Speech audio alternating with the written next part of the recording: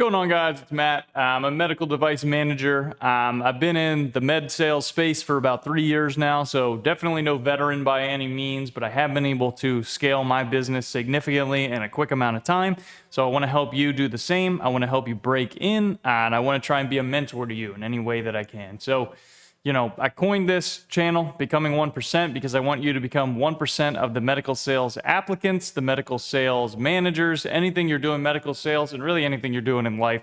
Try and be the biggest, try and be the best. So if you're new here, that's what I'm all about. Hit the subscribe button if you can. I'll be pumping out these videos. It's the only way that I'm going to grow. And then if you're coming back and visiting the channel again, thank you for consuming this content. I do it all for you. So in this video, I wanted to talk about med sales commission, salaries, benefits, pretty much your pay package when you're going to be starting out, the different types that are out there. I'm by no means like a financial advisor or anything like that. There could be pay structures that are way different than the ones that I'm proposing. But these are just the ones that I see that are typical. So I wanted to talk about what to look out for. So number one, we're going to talk about a 1099 structure. This pretty much means you're an independent contractor. That group pretty much allows you to sell their things, and you are paid strictly on a commission basis. You don't get a 401k, benefits, stock plans, company cars, any of that kind of stuff. So you don't really get access to what the company provides because you're just pretty much selling their things, and that's that. This structure is very, very hard for people that are just breaking into the industry because they don't have the skills yet. They don't have the network. They don't have the relationships with any of these people that are going to allow you to work on essentially a full commission structure. But this structure is the best for the people who have been in the industry for a very long time. You typically get higher commission rates.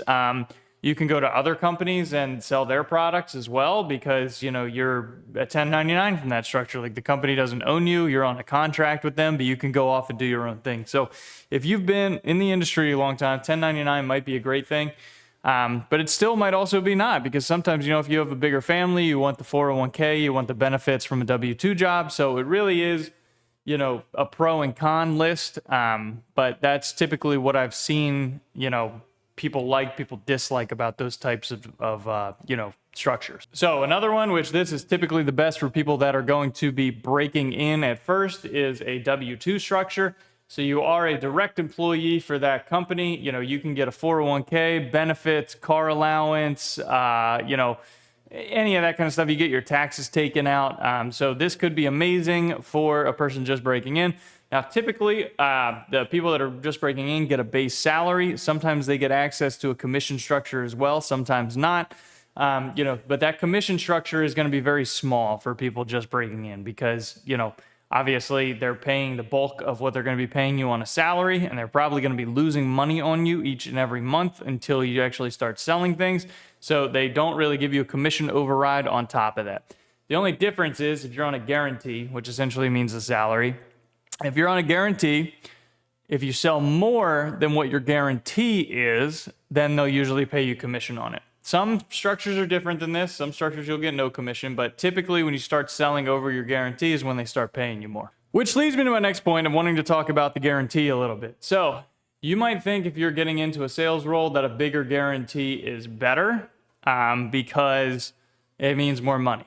But I will tell you, be careful about this sometimes because if you're on a larger guarantee, that company is looking at you through a higher lens. And when they're looking at you through a higher lens, if you're not selling more, they view you more as a liability because they're paying you so much and they're putting a lot of spend on you. So if you're viewed as more of a liability in that kind of aspect, you're way more likely to get fired quicker than someone who has a smaller guarantee that's just breaking in. So keep that in mind. If you're very confident with your sales skills, you're more of a risk taker and that kind of thing, feel free to take, a higher guarantee. Higher guarantees can also be awesome because it can expand your lifestyle and you're getting paid more.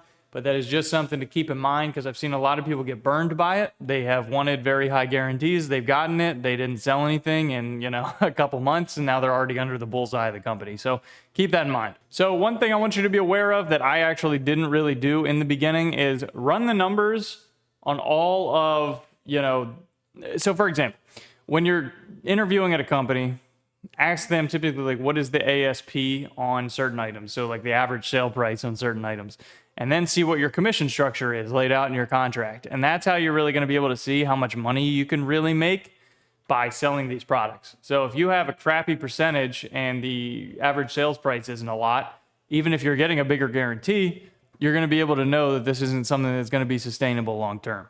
Because as soon as that guarantee is up, which usually most salaries and guarantees will last for about a year if you're, in a full commission sales job, your lifestyle is going to take a pretty significant hit if you're not selling a crap ton of those items. So those are all things to keep in mind. I hope you found this video somewhat insightful if you're going through the process of either negotiating your salary or finding out which structure you want to get paid at.